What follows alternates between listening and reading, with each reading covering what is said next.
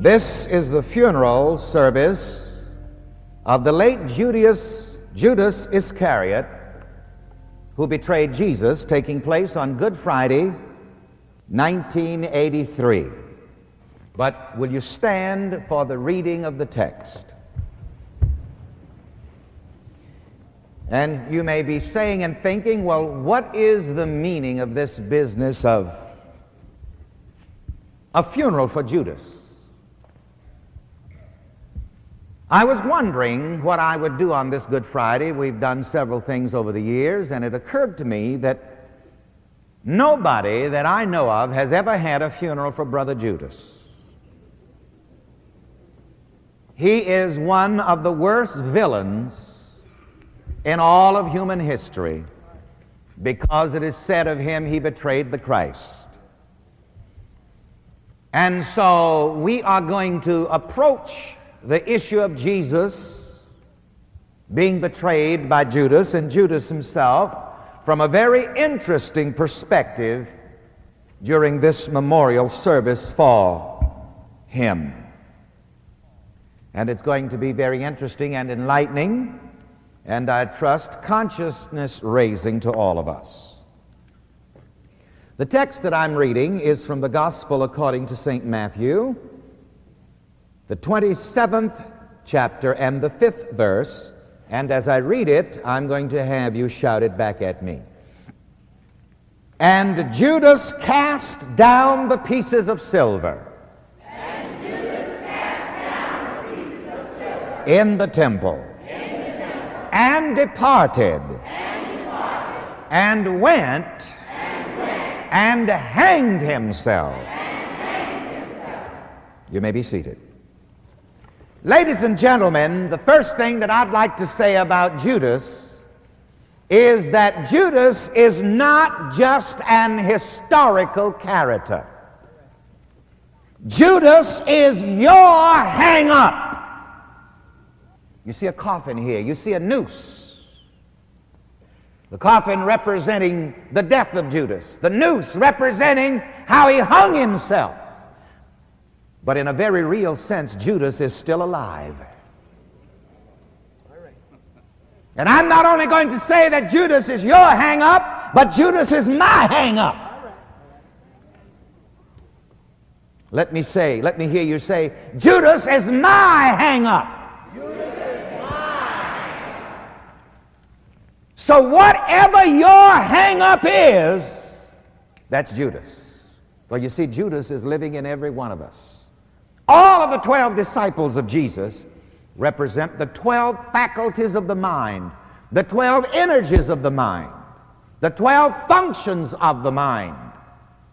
And all of these 12 functions or energies or faculties of the mind must be disciplined or discipled. They must be taught and trained to serve the Master, to serve you. And if you do not teach them and train them to serve you, to serve your good purpose, your God purpose, your divine purpose, they will hang you up.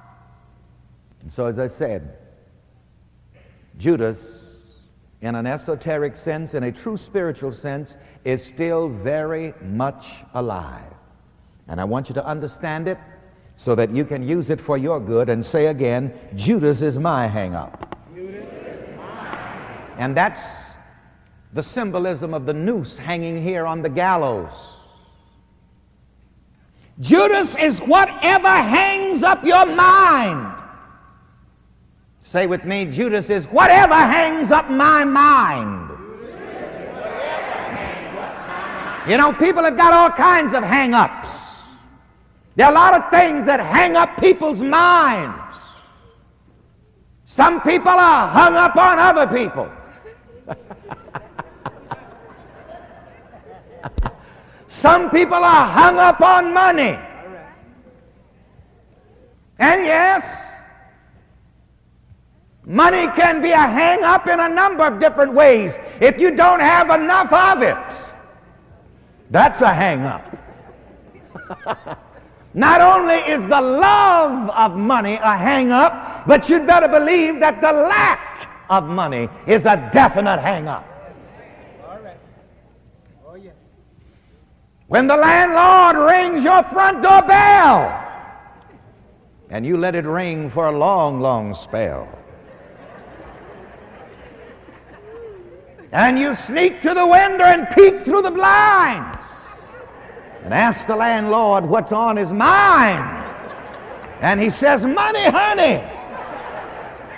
If you want to get along with me, if you don't have the money, in that very real and practical sense, money can be a hang-up. A lot of people have another kind of hang-up over money. They're afraid of it. They're afraid that in some way money will come between them and God. Now let me tell you this. You don't have to have a lot of money for it to hang you up. Not having enough to serve your purpose is a hang-up. You see, too many times people think that only rich people have hang-ups over money. I suggest to you that more people with no money have money hang-ups than the people who do have a lot of money. I was on PBS satellite network on Wednesday night for 30 minutes. And the network called today to say, "Reverend, you got 11,000 calls."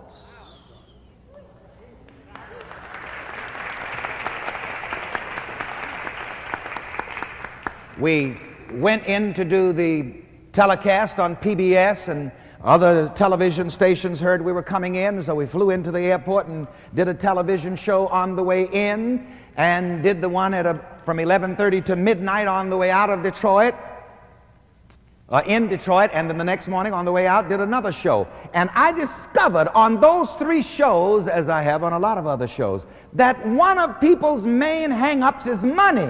And sometimes people are hung up over other people's money. Because a lot of people were hung up on the fact that I was successful, that I was prosperous.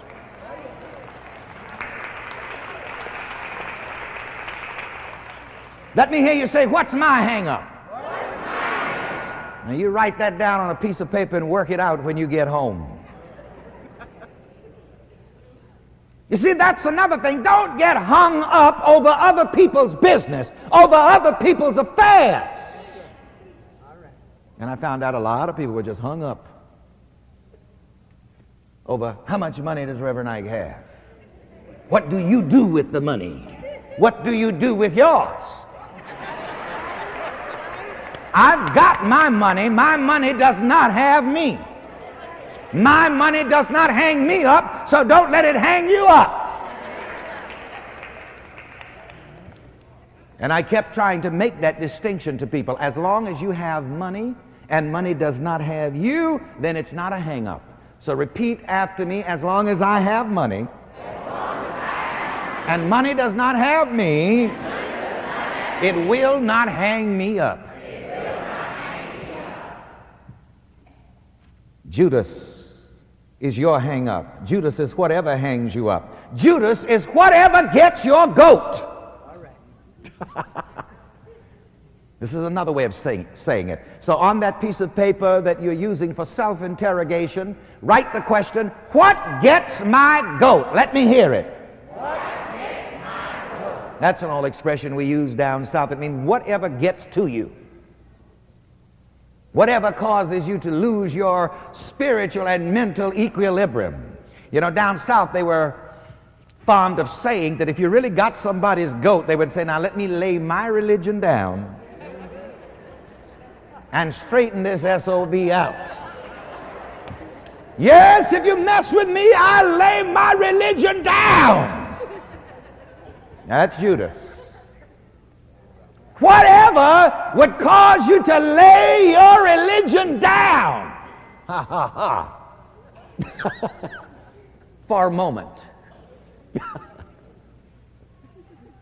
and act unloving, that's the Judas.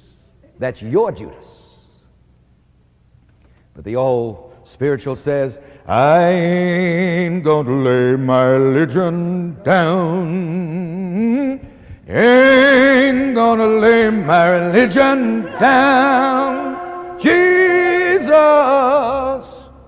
ain't gonna lay my religion Ain't gonna lay my religion down. May not believe it, we didn't even rehearse that. So whatever gets to you and upsets you, Now I'm going to probe into your mind right now. A lot of times people come here and say to me, Reverend Ike, I want you to read me. I'm going to read you a little bit. Whatever gets to you. You know that some people have that one thing. Back in the 50s, before you kids were born, there was a song, I believe Carl Perkins sang it. And some of the words were these: you can do anything, but don't step on my blue suede shoes. Said you can you can knock me down, spit in my face, scatter my name all over the place. He said, do anything that you want to do, but baby, stay off of my shoes.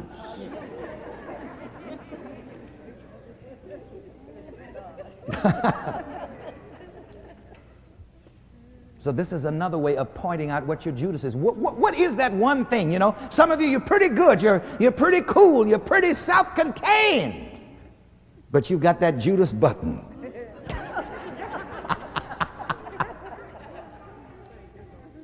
You've got those blue suede shoes.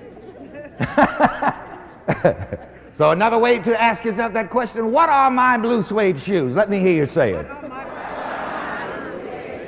See, that one thing, that one weakness that will hang you up, what is it? That's your Judas. You see, Judas is also that one weakness that hangs you up. That one thing that gets your goat. And you see, if you do not master your weakness will master you and hang you up. All right. So you see, you can't be too hard on Judas. Get off of Judas's case, because Judas is you. Judas is your weakness. Judas is the thing that hangs you up. Judas is the thing that gets your goat. Judas is that thing in you that you haven't mastered yet.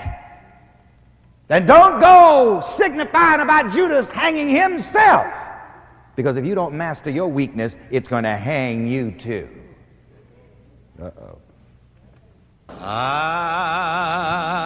know I've been changed. I know I've been changed. I know I've been changed. The angels in the heaven